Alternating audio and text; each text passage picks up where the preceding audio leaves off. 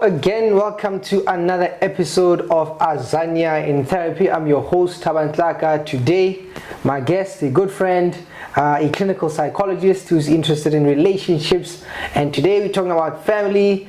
Please welcome Mzamo Mbuli. How are you, my good sir? Very good, very good. Thanks for having me here. Yes, I'm actually quite excited for our conversation. You know, you're one of those guys with good energy, you know. Yeah. So I thought we'll sit and then we'll unpack some interesting topics. So, I mean, we're going to talk about family today, but before we get into that topic, how are you? You know, how are things going? Where are you, you know? Sure.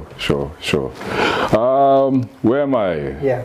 I'm in between things. Like I was asking you about your PhD. Yeah. I've also been considering, but I think the world is changing. Yeah. I think people have access to psychology and psychoeducation. Yeah. And you think to yourself, if I write a PhD compared to doing maybe what you're doing on social media, what's going to have a bigger impact? Yeah. So I'm in between those two worlds, like yourself. Yeah. I think I'm going to lean more towards what you're doing. Yeah. Because people, especially the younger generation, they want the knowledge. Yeah. They want the knowledge, but it's the access. I was going to sit and read articles and papers. No, you know? I think maybe 10 years ago that was a way to do it. If you wanted knowledge, you go to a library. Yeah. But now, open your phone, Google Thabang, and there you find your content. Yeah. So I think maybe psychology, that's the way we should be going. Yeah. So it should be going. So that's where I'm at. Still loving psychotherapy. Yeah. Psychology is going very neuro. Yeah. You know, very scientific, evidence-based. That's great. Yeah. But through and through, Mzamo is a therapist. Yeah. I like dynamics between interpeople. Yeah. I like the psychoanalysis of what's really going on. Yeah.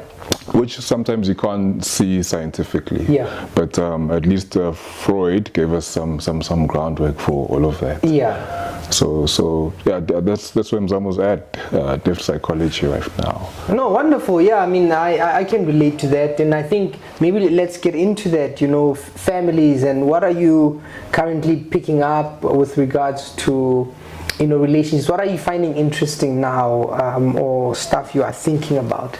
Sure. So I come from a systems background. Shout out to Eunice's master's program. Yeah. So I've always been systems minded. Yeah. But you find in practice and in even in recovery centers, the family plays a big role. One, most people don't come to us because they want to. Yeah. You find very few people who want to self-actualize and better themselves. So I'm going to go for therapy. Most people are referred. Yeah. And most of the time it's the family. And what I'm finding, a lot actually, is that it appears as if the family is interested in what we call the identified patient getting better. Yeah. It appears that way. Yeah. On the surface. On the surface. Yeah. You know. But you find that the family is actually the one that sabotages the recovery, sabotages the patient's process in becoming better. Because if the one individual changes, it actually changes the family dynamic, and that's very interesting to observe. Because while you're working with the one individual, you still need the family's buy-in, and maybe the family is not really buying into, okay, actually maybe we don't want you to get better, but they're not aware. They're really not aware. If they're not doing it on purpose, I guess that's why people come for therapy and get a different perspective. But actually, this is what's going on. I'll never forget a quote from one of my clients. They said that I'm not sick. I come from a sick environment. So in unpacking that's exactly what you see in psychotherapy. You find, even if it's interpersonally related in terms of people's work, when people are forced by their employers or their work to come for therapy, yes, the individual might have a problem, but you're finding it's the environment that's the issue. So you know, when you say that, another quote, right? Somebody going to therapy, right, and then the person says, so they go to therapy and then they go home, so they talk to a family member, and the person says, you know, my therapist knows a lot about you. You know, talking to the idea that, you know, I go there, but actually maybe you should be coming with me, or you should be going there. And sometimes that's what it is. There's this person that's identified, and then, you know, but their illness, you know, holds the family together, or the family sort of benefits from that. I remember an example which, you know, I think brings the point home. It's like there's this story about there were these people conserving animals, right? Sure. So they go to a jungle. They find there's a group of it's monkeys. I forget what kind of monkeys they were. Sure. But then a few of them were sick. Oh. And then, so of course, humans, they want to rescue them. Right. So they took them, they identify them, take them to quarantine for a little bit, get them well, and then they come back. They bring the rest of the monkeys to the troop. When they get there, they find that the rest had died. And then, you know, then upon investigation, they find out that actually what happens is that in that troop, when the other monkeys notice that there's something wrong with one, they become weary of the environment. And so the illness of the one warns the rest of the troop, right? And so sometimes I think about families like that, and like families, societies like that these people, we say they are not well. But and when we unpack that a little bit, them being unwell tells us a lot about us, or where we are, or the environment, you know. And maybe if we used an example for you, maybe how would somebody present? And then as you talk to them, you help them understand that yes, you are here, but, you know, look at it this way. Maybe let's think of a typical case. Okay. Yeah. So we have a lot of substance use issues in our country. Yeah. Somebody comes in with a substance use problem, you obviously intervene, or at the same time while you're seeing the person, make sure the person is doing the 12 steps or some form of dealing with the symptom, which is the substance use. But at the core of the substance use, maybe the person is using the substance because of the family dynamics. There's tension, and it's because of how we think of families. I suppose in particular you get very different types of cultures in South Africa. How Jewish families are structured, it's very position based. This is your position, this is your role. The same with African families. Let's use, for example, a Xhosa or Zulu family. Your roles are defined before you. So your role, even before you self-actualize, before you live out your being, this is who you are. There's a story about you, and you must fit in there. You know. And when a person doesn't fit into that role, or doesn't subscribe to that role, we are seeing that's when the symptomology comes, or manifestation, or people using, because I'm not really accepted maybe for who I am, I'm disrupting this family structure, becoming symptomatic. Then it would come for therapy. The family identifies person X has got a substance use problem. The substance use problem is superficial. You do the 12 steps, they go to AA meetings or NA meetings. But when you're doing the individual therapy, you realize it's the dynamics within the family. Dynamics that the family wants to deny. That actually, no, we're not. I mean, you see this a lot with children. But increasingly, I'm seeing it with adults as well. You know, people are living with their parents, or we live in a multi-generational home. This is your place in this family. We don't want you to grow. Or for example, you find somebody who was raised by a single mom. Mom is very attached to the child is very attached to the mom, and the person doesn't progress in life. And they come for therapy, and you find, because it's this attachment, there's a diffused boundary between parent and the child. the salary goes to the mom or goes to the family. They choose your partners for you. They disapprove of they must know your pay slip. And when you try and assert some boundaries, then it disrupts the family dynamic, and then people might use substances to cope because there's that, but I need to look after my family. You know, this is how I grew up. It's always been me and my mom. I need to look after, but at the same time, they're not progressing career-wise, interpersonally wise, and that tension is what brings people. Even when people are married, especially with our younger men, they can't choose between their family of origin and their current family. Trying to please the family of origin and their wife and kids at the same time. It's a lose-lose situation, and they're trying to please the two. Then because I'm not pleasing my wife and my kids, I'm not pleasing my parents or family of origin, I can't cope, and maybe I'm drinking a lot. And eventually I do something so bad, family intervenes and brings you for therapy or sends you to a rehab. But at the core of those issues are those family dynamics. Beautiful. I you know, when you say that, I was just thinking about how sometimes you even think it's people who are maybe not even doing well financially, but you see that across the strata of society, right?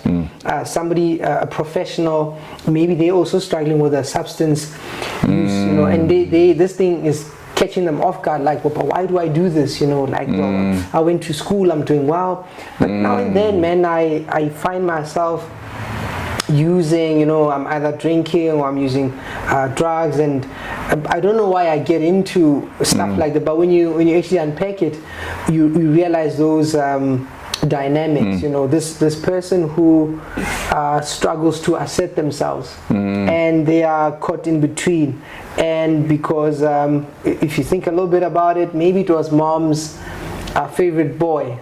Favorite side. People like joking about people from Limpopo. You meet a Limpopo man and he says "Bomma," you know. So you get the story that, you know, this man was raised by his mom, and raised him in a particular way. You know, saving him in a way, building her own kind of ideal husband, right? And then he so he kind of makes it in life, gets a job, finds a partner, but then they struggle, right? So they are having marital issues, but when you think about it, you know, there's this struggle between, you know, my loyalty to mom, my loyalty to my family. I struggle to speak up for myself. I feel people are using me. In fact, maybe I might just push my mom away, push my wife and kids away. Let me go drink. I'm gonna do this thing for myself. And so I'm just saying, when you say that this thing happens across the different parts of society, those who are financially well, those who are not well off, I don't know if you then, what's the response when you start now, you know, talking to them, and when you talk to your clients, do they appreciate the dynamic? Because you talked about, maybe the person would say, yeah, but this is what I'm supposed to do, you know. I'm supposed to take care of my family of origin, my parents. And so how do you help them at that point, or what's their typical response when you actually help them see that, you know, but have you seen that maybe you are stuck in the middle, and you being here sort of maintains all these relationships? Do your clients get say shocked, or do they kind of disagree, or do they, you know, what's that realization like for them? I think most of them do know deep down inside. It's just that validation when they hear it from somebody else. They're like, yeah, I know this, but what must I do? Because, like you said, I feel caught in between. Another quote from another client. We're unpacking the subject of black tax. And she was saying that black tax for her is when you go above your means. You know, she defined it like you have your responsibility to your family, obviously. But when you're going above your means, that's black tax. And I think she put it beautifully and contextualized it beautifully, even for myself. Because even emotionally, you find that the same thing happens. It's not just about finances. Yeah. I need to support my family of origin. If my mom or my dad has a emotional problem, I'm the first respondent. Yeah. I need to support them. Yeah. And the current family feels rejected. So to answer your question, I think it's more of an affirmation. Okay, but what now? Yeah. What now? I actually knew this, but how do I manage the situation? Because I am caught in between my family of origin and my current. Yeah, and what are your thoughts around that, right? Even the idea of black tax itself, right? Black tax. Even the word itself, you know, it's so loaded. Like, you know, why do we call it black tax? But this idea that, so maybe there are two ideas. So one idea is like, maybe three. So the one idea is more like, okay, in the past, people had children to take care of them. So a child was like an investment, right? Like I've heard adults say that, you know, older generation, I had you so that you can take care of me. So there's that way of thinking, right? And people are raised to do that, and it sounds also nice. Like I'm going to go to school, I'm going to work, and then I'm going to help out at home. Right? Okay. So that's the one idea. Then the other idea is more like, no, I mean, I didn't ask my parents to give birth to me. That's right. They gave birth to me, right. And now I am done with school, so I'm gonna sort out myself, and then they can see what they do. There's another idea, right? And then there's maybe the third idea where somebody says, okay, look, because of our history, our parents didn't necessarily have the best, you know, and maybe I got to go to school, now I'm working, and what I can do is I can help them maybe within limits, or instead of sending money home, why don't I just maybe start a business, and then that can take care of them. And you know, so those kind of approaches, what do you think about this idea of after you have achieved some level of success, your responsibility to the family, you know, what are your thoughts around that? Sure. So it's fine as long as there's a function. Yeah. If you're happy, the people involved are happy. Yeah. It becomes an issue when there's dysfunction. Yeah. I think that's when people come to us, or maybe when it's a bit too late. That's when they come. And I suppose that's where we intervened. Yeah. Because it doesn't have to be financial, like I said. Even the emotional attachment to your family of origin. Yeah. Your wife will complain, or your children will complain. But why do we spend more time there than actually you are spending time with us, Dad, for example? Yeah. And my thoughts are, if there's a dysfunction, let's process it. What's really going on here? And you find that it's not just a family thing when you scratch the surface, because of the person's lack of boundaries within family of origin, for example. They don't have boundaries anywhere. Yeah. You found that at work they can't assert themselves also. And the only place where they can assert themselves is the home. Yeah. Hence the wife and the kids are the ones who are going to complain the most. Yeah. So that's the problem. And that comes with I have success, I've achieved, I'm actually taking care of my family and maybe financially the family right now.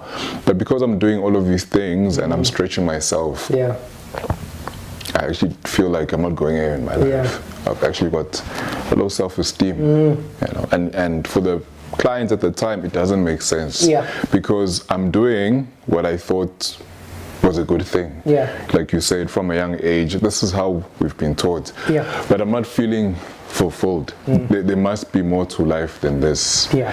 I'm abusing the substances. It was great in the beginning, but even that is no longer working. I'm going on holidays. Yeah. But I'm thinking about my problems. Is something not right? Yes. Yeah. They feel unfulfilled. So for me, everything is about function. Yeah. If it's dysfunction, let's see what's causing the dysfunction. Yeah. Let's identify the triggers, the contributing factors to this dysfunction. Yeah. And let's see how we can unbundle, for lack of a better word, those dysfunction. And to be honest, Thabang, for most people that's hard. Yeah. Especially when we have to assert our boundaries with our families, because you see the client, you don't necessarily see the family. And besides that, most people don't change. So you have to change, and that burden of change for you is difficult. It's difficult. It's difficult because of your core values of compassion, of kindness, of like putting other people first. You feel bad because with families, it's not enough to put boundaries. You have to reinforce and reinforce. And most people struggle, to be honest, and you find that across the board, within cultures, even within racial lines, even with racial lines, especially emotionally, with some communities. But I can't. I have to do this for my family. This is what I must do. This is what I must do. And maybe then an important question to ask is, who defines what's dysfunction? Who defines that I'm not okay? So, because I want to break it down for somebody who doesn't get it. Sure. So somebody comes because the family said so. And but when they sit with you, they kind of actually recognize that, hey, I need to be here because I myself, I'm actually not happy with how things go, right? So now the question becomes, how do we identify that there's a problem? Would the family typically say you have a problem, or would the person just feel that the way I'm going about my life, I don't think I want to do this anymore, or I don't like this, or they've developed some sort of habit? So who defines what's functional and what's dysfunctional? I think most of the time, the identified person doesn't bring themselves in this type of situation. In most instances, the family would be saying, this person has a problem. Yes. This person has a problem, i.e. the wife. Why? He's abusing substances, for example. Or if you ask the family, this person has a problem because he's neglecting us. Since he's gotten married, he's no longer fulfilling his functions or duties. He's got a problem because of that. Very rarely do you find the actual person who says, I'm struggling, or I have a problem. In fact, I'm just trying to think of real life example. I can't think of. It's usually somebody else. Or because of the dysfunction, my wife is leaving me. Please help me. I need therapy.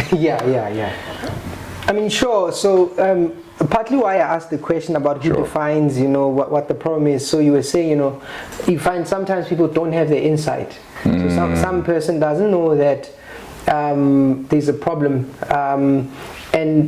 but it's the family that actually is feeling I suppose the pain, or they feel misunderstood, or they're not getting the attention. So sometimes it's not the person they're identifying as the patient or the one with the problem, but the family will come in and say, I can't cope because so and so is doing such and such a thing. My husband is emotionally unavailable. I'm not happy because my husband is committed to his family, or my wife is busy with going to church Monday to Saturday. That's right. Monday to Saturday, and then so I don't know, how do I cope with this, right? At that time, would you recommend that, okay, look, yes, you do have a problem, but there's a whole system here. Would you focus on the person changing, or would you want to involve the person being identified with the problem? My first go-to is always trying to rope in the other person. This can be via homework. For example, go and ask feedback from your spouse about XYZ to rope them in. I won't speak about the other texts that I use, but you can give physical exercises. It's fine. Maybe your spouse doesn't want to come for therapy, but ask them to fill out this, let's maybe call it an emotional needs questionnaire. And this emotional needs questionnaire is actually for him. What are his top 2 emotional needs? And is it in line with what maybe you are telling me? Because maybe what you think you're doing, maybe for you, cleaning the house, being available emotionally is a big thing for you, but maybe it's not an emotional need for him. So let's find out what's his emotional need. So you kind of like use those tactics. And what do you find? Sometimes it works, sometimes it doesn't work. Sometimes it doesn't work, and when it does work, it's great. Because when, especially husbands, when they eventually do come, they like coming. It's like, because they see you now as an advocate. You're actually speaking for them. Because I think, you know, with us guys, sometimes we have a challenge of expressing ourselves. Even more so disappointing our wives. We don't want to say things that will upset them. So when it does work, it's great, but sometimes it doesn't work. But then you just continue. Because even for the individual client, whoever it may be, you want them to process. Because if they don't process maybe the neglect or the financial insecurity, it affects them as well. It affects their work, it affects their functions as a mother, as a wife, and all these other areas of their lives. So you still want to continue. And would you you know, often work with the family? Would you do you think about that? Do you typically do that? You know, require the family, or you do maybe a pair, like husband, wife, mom, child, dad, child? Hey, Thabang, you're asking me. You're gonna get me into trouble.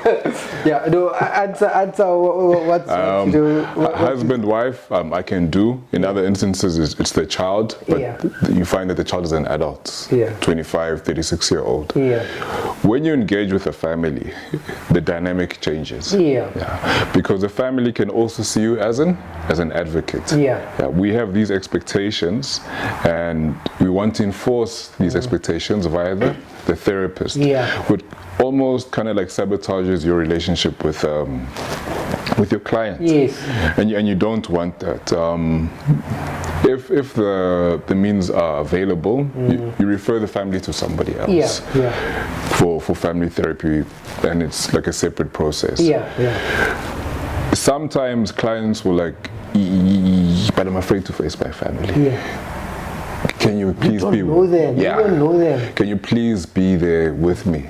Or no, you guys, if I'm working with another colleague, you guys don't know they're gonna lie to you. They're going to lie to you. So there are those anxieties and expectations, and you see them when you do finally engage with the family, because sometimes the family they have their own expectations of what they think should be the outcome for the person or the couple. And if that outcome doesn't materialize, they'll project it back onto you. Like, okay, but what are you guys doing? What are you guys doing?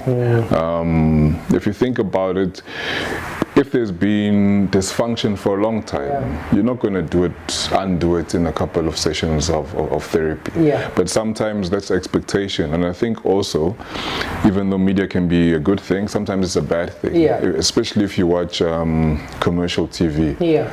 There's an issue. No, we'll send them for therapy, we'll send them for counseling, as if that's going to fix the problem. Because in counseling or therapy, it actually needs work. It needs change. And change is hard. Change is hard. Change is hard. So it's not a quick fix thing. So you're dealing with that, and some families are engaging. But it's difficult to hear that feedback. Actually, we're actually contributing to the identified person's mental illness. That's difficult to hear. That brings about feelings of guilt. That brings about feelings of, but I need to defend myself. He did this, but you know, he did it to himself, and it's hard to engage with that. And I'm sure, like you would know, then family therapy finishes. People don't come back. I liked what you say about being an advocate, because part of what I find helpful, you know, especially with men, I don't know if you found that, right? A lot of men, you know, when they think about therapy, for me, well, I think people find it as an intimidating space. Sure. I go there when I'm defeated, but I find that men with just health-seeking behavior, it's a bit of a problem. Like, so I don't want to go there and tell some guy that I have a problem, or if it's a woman, maybe she might not understand me. She'll take your side, right?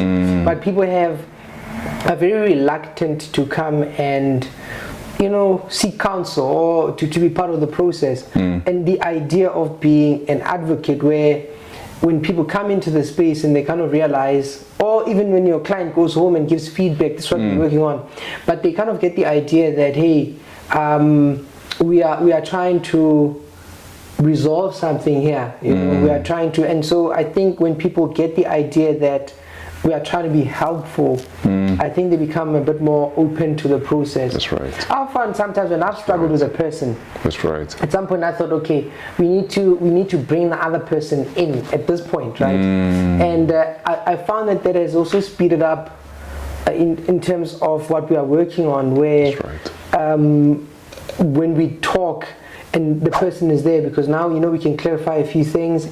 And I realize that very often also the way people describe their problem, they might have a different understanding of what the problem is versus their partner. So I find sometimes it does help when we're a little bit stuck, or to rope in the other party, and it does make a difference, right? And then when it comes to families, right, is there a point where you get to a point where you feel that, okay, maybe let me ask it pointedly, right? Sure. If somebody said, should I cut off my family, right? How do you typically respond to that? Sure. So we never want to give advice, right? You want the person to somehow figure that out by themselves. And why don't you want to give advice? Because I think it's important to clarify. Because if you take my advice and it doesn't work, you'll come back to me and say, yeah, but you said. You said this. The other reason you want, especially if you're working with somebody for a long time, they would hear your point of view, they'd see your perspective, but still struggle with those boundaries and maybe disengage from therapy. But you find them later coming back, hey, you know what, actually what we spoke about earlier on, I should change. I should change. I'm now ready to change. And that's the other thing. Therapy is never about the therapist per se, but about the client. We don't want to project our own expectations on the client, because then we become exactly like what they came for. I mean, like the families. We don't want to be those types of clients. My family said, I'll tell you why I asked before you go into the thought. Right? The reason I ask is because I think there's a misconception about what we do. You know, people think that, you know, they will look at a screen, they'll go on TikTok, they'll go on Instagram, they'll go on YouTube, right? And then here's this person telling them what to do, instructing them. And that's good advice, and you're going to apply it. But that's also taking somebody's wins. We know, like, change, you own the thing if you discover it on your own. It sits better if it's something that you discovered for yourself. So what we are doing is actually we're trying to raise adults. We're trying to, like a good teacher, to say, okay, where are you struggling? How do you want to figure it out? Because once you get the solution, you are more likely to replicate that on your own versus you come to us, we tell you, oh, my therapist, my psychologist is so great, but then next time you face a situation, you didn't learn the skills and the tools, you know, so and we struggle with that. So the question was, we don't want people to cut off family. So you wouldn't say leave your family. It's what I asked, like when somebody asked you, should I cut off my family, what then, you know? So you respond, let's look at the pros and cons, for example. Let's write down on a piece of paper. You just discuss it in the therapy, because whatever decision that you make, it will have consequences. And whatever consequences those are, you have to live with them. Because you can't have your cake and eat it at the same time. So I think that's more the line of where we help our clients. And to your point of what you're saying, unless maybe with specific mental illness, for example, example, maybe a personality disorder, specifically a dependent personality disorder, if you've identified that, there I guess you'd be a bit more lenient. But you don't want your clients to become dependent on you as well. Every time I need to make a lifetime decision, then they come for therapy. That's also not unhealthy. Like you said, you want the person to self-actualize, to assert themselves, to make them change themselves, because in that way the change is more meaningful. And then maybe because we started talking about dysfunctional families. Let's say now you and I were to now help. Somebody's asking us a question, right? So how do we set up families that are functional, right? In terms of maybe let's put it emotionally. Moms, dads, children. What's the main idea we want families to have when they think about emotionally? What is an okay environment? What's okay, and maybe contrast it with what's not okay, so we can see a difference. I simplify it for myself. For families or the individual. Okay, is what you're doing working? No, it's not working. Okay, let's think of something else. That's how I usually do it. You don't want to. Well, I am sometimes direct, but I like it when people think. And by asking those questions, it's a simple question, but if you actually think about it, okay, but what am I doing? Is it really working? Okay, I'm not sure. Let's discuss it. When you did this, what happened? Okay, so most of the time it doesn't work. Is there an alternative? Maybe it used to work in the past, as is the case with most adults. What we gain as coping mechanisms in our youth, it works for us in our early 20s. But at some point it stops working. And the frustration is like, okay, but this used to work, why is it not working now? And let's look for some alternatives in situation right now. I like that question because is what you're doing working? And the reason I like it is it causes you to actually pause and reflect. And of course, when we pause and reflect, we make better decisions. We understand a bit better, which I think that's where sometimes we struggle. We just busy relating, but not taking the time to kind of reflect and actually ask the people we are with whether this is working or not. So the question that you are asking, is this working? It's an important one, because you have to first slow down and reflect, and then if you reflect, then you have at least the option of making a better decision.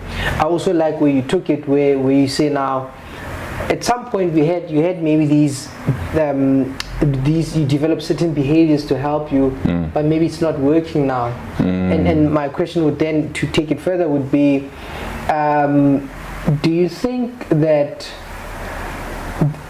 maybe, like I think about South Africa, right? Just in terms of the way we do family, right? Do you think we just generally? Do you think we do family well in terms of how we prepare a human being for life, for love, for the future? When you assess relationships in general, would you say, we're doing well, we just have people who are struggling now and then, or would you say, as a country, we are struggling? Let me answer it this way. Even if you come from a perfect family, in inverted commas, two-parent background, there is no dysfunction. And you enter a world of chaos in the workplace, you enter a work of chaos maybe within your marriage. You're unprepared. Even with that perfect background, you'll be traumatized by the chaos, because your frame of reference is order, where things function, which is also not good. So even what seems like a perfect family background, no, even that family doesn't prepare. When we think of dysfunction, I like to look at it this way, but obviously it's not like that. Post-traumatic growth. Yes, you come from a dysfunctional family, you come from trauma. But we can change the meaning of the trauma, because if you don't change the meaning of the trauma, you'll be a perpetual victim. Nothing's going to change. But if I can mature or see the trauma differently or process the trauma, and I find new meaning in the trauma. Oh yes, this happened to me, it's bad. However, this is what I took from it. It taught me something about myself, my resilience. It taught me about my deficiencies. Actually, in some aspects of my personality, I'm deficient. So that gave me feedback that I need to work on these deficiencies. But if it just remains trauma, maybe no. So a short answer to your question, no. No. And so like we took it, with the post-traumatic growth stuff, because part of what I was thinking about is sometimes people know what they know, right? So I grew up like this, and now I'm coming to therapy, you're telling me, or coming here makes me think maybe this wasn't so great, or I understood, but I see this is bad, but I don't know what's the alternative. What's the alternative? So how should I be? Okay, I can see this is not the best. It doesn't work for me anymore. That's right. What's the alternative? Now, is the alternative the opposite of what I experienced? The opposite of what I experienced, or is it something in the middle? And let me make it practical. It's like, I was listening to this gentleman. He was on radio, and he wrote a song. So they were asking about his song, and then he says, this song is about how I'm proud to be me. And the reason I'm proud to be me is that when I was young, my jersey had a hole, and my clothes weren't the best, and people laughed at me. But now I'm grown, and I can afford all these things, and because I can afford these things, I'm great. Now, it's like this person was struggling because they saw them a certain way. People laugh at me, people look at me a certain way. But now, making money is my goal, is what I must be. It means I'm okay, and hence I say, so once somebody says, okay, this behavior that I was expressing helped me, but it doesn't help me now. So I want to change, right? So what do I change to? Sure. Do I find a principle? Do I just do something that's the opposite of where I am? Great question. I'm actually laughing inside. That's a very good question. Because most of us, that's how we think. Thabang. It's black, it's white. Because I come from poverty, so the answer is riches. If I'm wealthy, I'm fine. Then I'm fine. But then you are wealthy, but you still find no meaning in your life. Then you come to a Thabang or a Mzamo, and then we stretch them a little bit. Okay, yes, you do have wealth. You come from poverty. That's where you come from. Now you're here, but you still don't know who you are. Because what are your values? What are your values? And people don't reflect on things like that. Okay, once we find out what your values are, what your value system is, some of your behavior is inconsistent with your values. Is it any wonder then that you are here or having challenges? Because how you're behaving is actually inconsistent to your values, or inconsistent to your core beliefs, or your core beliefs and your core values are not aligned, and that's why you're having these challenges. So we want to stretch people in therapy a little bit, in terms of black and white thinking or heuristic thinking. What's really going on? Who is Thabang? Thabang has different roles. He's a psychologist, he's a husband, but who is Thabang really? And that's what we try and focus on in therapy. That's why I like self-actualization. Self-actualization, because you won't self-actualize by, if your value system is, let's say, materials. If I take those materials away from you, then what? If your value system is the position I have in life, for example, I'm a married man, when your wife dies, your child dies, and then what? People don't think about those things. I didn't have this, now I have this, now I'm married. Not really. Yeah. Not really. Yeah. Not really. I mean, and partly why I'm curious about that is because part of my reflection, you know, when I think about us as a people, I think about this society, I think sometimes our ideals and our hopes are almost like a reaction. Trauma response. Yeah, so we've had all these traumas. Now we are responding, and but we haven't really paused long enough to go. But ideally, you know, is this the direction I should go? And so, as you said, like with values, you know, there are many who believe once I've got a decent bank account, I don't know, you know, I'm all right. But maybe you're not kind, or you lack meaning. That's right. Or you struggle in relationships because the script you received was make money and then you're fine. But you maybe you forgot that. But maybe, you know, there are other things that you value, and then to make you a well-rounded person, maybe you need to also not necessarily build your life on trauma or hurt or pain, because I don't think it's a conversation we have enough about the way we respond to our families, even. Sure. Right. Sure. Stuff that my family did, and that becomes your life. It becomes the way you construct everything. You understand your life from the perspective of this is what happened to me. You know. And I often, if that didn't happen to you, what would you be pursuing? You know? That's when we challenge people. Yeah. Because then people will come up with the arguments. Yeah, but this is how I am. Like, is it really? Yeah. It's how you were when you responded to your trauma. Yeah. And you're still responding like that. Yeah. So it can't be who you really are. Yeah. Who were you before that? And that's what we try and help clients with navigate. Yeah. You can't just be what happened to you. You can't just be what other people did to you. Yeah. You are more than that. Yeah. And that self-discovery is sometimes difficult to accept. Yeah. Because we like to think in terms of I did this, therefore I'm this, or I don't have this, therefore I'm that. Yeah. Yeah. It is a very rigid way of looking at one's self. Yeah. And I don't know, when you were saying that, do you know that quote, they didn't believe in us? Do you listen to, who's this DJ Khaled? Khaled, yeah. Khaled. There's this line, they didn't believe in us, but God did.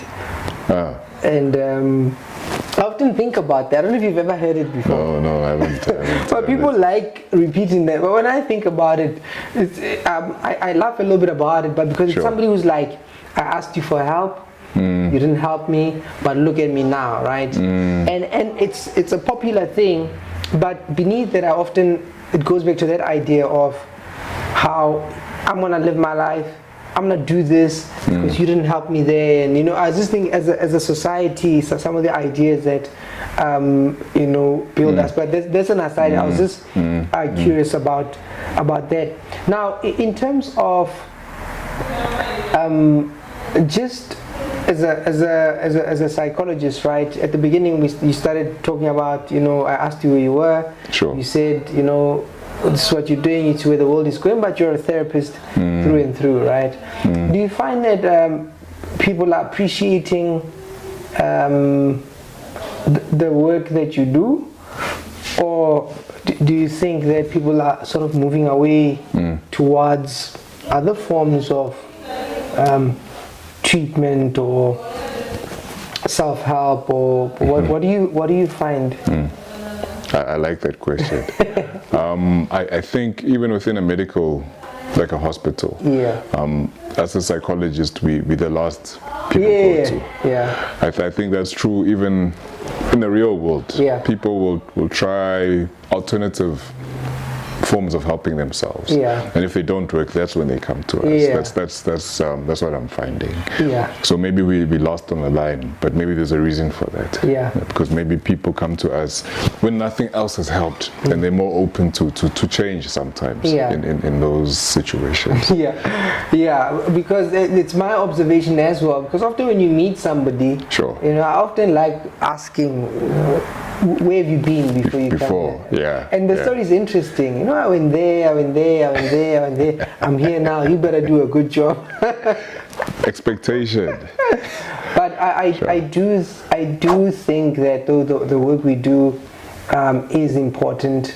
And then maybe what I wanted to ask you then, just in the way that we can help families, right? You know, just some ideas that you think people should think about, so we have an identified patient, but often maybe there are things that the family doesn't think about. So if you had like maybe 2-3 things, like, okay, as families, maybe we might want to consider these questions. One of them would be, look, if somebody has a problem, maybe we also all want to think about how do we also either enable or contribute to that. Any other thoughts that you find family members who are not the identified person might need to think about? Sure, that's very profound, especially what you just said now, because you find often a codependency, and codependency in your words, where the family sometimes enables the dysfunction, because I don't have meaning and purpose in my life. I find meaning and purpose because you are ill, and I'm the one that's helping you. But like the psychologist who gives you the answers, you actually limiting that person because they're not doing it for themselves. They're doing it because you help them, or there's an expectation. So unraveling those codependencies is something I would say for the families, because yes, you can send somebody, but think about maybe I also need to change as well. Instead of, we're sending you for therapy, or we're sending you to a recovery center, or we're going to have you admitted to hospital, they're going to fix you, you're going to come back, and everything's going to be the same. It doesn't really work like that. Though if the one person changes, it means the whole system has to change, and you have to be part of that change. And I think families, wives, husband, they struggle with that. It's just do your thing, come back, and you're fine.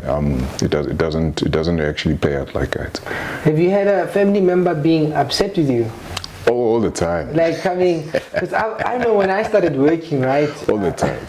When I started working many years ago, I remember I'd been seeing this lady. Sure. And so she was coming by herself. And so she's coming by herself to the sessions. And then one day, the husband came. But he came precisely to come, I think, size me up, you know what I mean? So he came there, it was just how he interacted with me. He shook my hand. But I got the idea that he noticed there was some change. And then it's sort of like he wanted to figure out what's going on with this therapy of yours. What are you doing that I'm not doing? So that was interesting for me, and I've always remembered that. So family members, you know, they bring a person, and then they start saying, but man, what are you doing? Because now this person is a little bit different. They are, you're not doing what we asked you to, but you can see that the person is maybe they have boundaries now. You know, for them it's going better, but for the family, as you say, the change in one causes a change in the system, right? Have you had that sort of? It's more often than not. So what happens? More often than not. Then, like you said, families are not happy because they have an expectation, and the expectation is X, and what the result is X2. But we didn't ask, we just asked for this. Now this person has boundaries, you're taking them away from us, and I suppose you reflected back. You reflected back on, okay, but why did we come here? And part of why this person maybe was behaving this way is because of X, Y, Z. So there has to change. But I don't want to lie to you, Thabang. Families really struggle with that. Really struggle with that, especially when you have adults, you know, like our generation, maybe in your 30s, 40s, and then this person self-actualizes, has some boundaries, they reinforce their boundaries, understands they value. The rest of the other family, especially family of origin, they really struggle with that. It's because they went to school, because now they've got a good job now. They think they're better. not realizing the impact that they had, you know. That's right.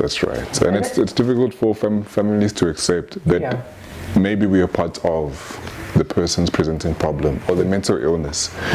No, if you're a parent, you don't want to think of yourself like that.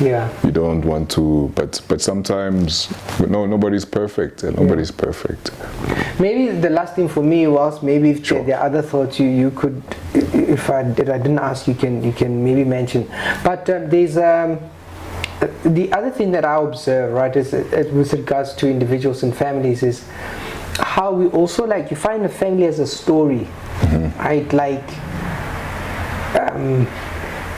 we are, you know, people who are suffering, or we are people who struggled, or and then you find yourself, you're attached to the story, and once you want to come out of that, the family struggles with that, or people who've, you know, family has contributed to some level of suffering in their life. And they struggle to say, okay, I mean, this, I can't change that, but going forward, I mean, I can do this for myself. Like, people's families become such an integral part of a person's life, but people also struggle to see where the family is actually hurting them. All right, and I think maybe it's a topic for some time, where, you know, I think at some point a person needs to understand what's helping them and what's hurting them, you know. I don't think we think about that enough, where the family story just grabs you, and you can't really free yourself from that, and you feel like, I'll just sit and suffer because this is the background I come from, you know. Sure. I guess what I tell my clients is it's good to have family. In that family, let's say the mom and the dad, or the mom and the mom, the dad and the dad, they will imbibe their values onto you, which is good. But at some point, you're going to take some values, some beliefs that work for you, and others you have to leave behind. But if you're constantly living up to this expectation, you won't self-actualize, because then you're just an extension of somebody else's existence. You can't differentiate. That's why you struggle, right? You can't differentiate between yourself and your family. And in psychology, things need to mature. You can't. I can't be speaking to the same Thabang today. 10 years later, you haven't grown. Your thinking has to grow. Maybe some of the core beliefs that you have now, 2 years from now, it will change. Some of the values that you have now, because of where you find yourself, there has to be progression. It has to be progression, and I guess that's what people don't realize, even with mental health and mental illness. Mental illness progresses. You can start by denying, you can start with a disbelief, but if you don't process, it will lead into something else. But we can't stay stagnant. As long as your today is better than how you were yesterday, that's fine. That's fine. And this also goes for your family. You can't be a perpetual child for the rest of your life. That can't be right as well. That's a topic for another day. Perpetual children. Hey, no, that one. Hey, no, I think we'll talk about that sometime. But otherwise, any last thoughts? Sure. As much as we have more information in our current day and age, I still think people, because they lack, hearing something, watching something, and actually experiencing it is two different things.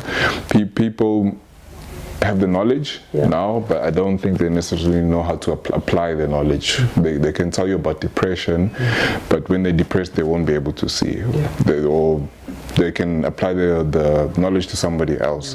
So I guess what I'm saying, in terms of therapy, in terms of mental health, where you making meaningful contribution towards yourself and the family, it takes work. It takes a lot of hard work, and I think platforms like you have here are very important, because we're not just discussing, but we're contextualizing mental illness vis-a-vis mental health, what we do as therapists, how we experience clients, and so forth. And I think that's good for the public to know as well. If you've never been in therapy, or if you have a family members going through therapy, like, what is it really actually about? What is mental illness really about? What's the difference, mental illness, mental health? health. What are these concepts? So I think that's my take on it. Yeah, and so I think that's a wonderful place to pause it, because I mean, so what you're alluding to is this idea of we can know,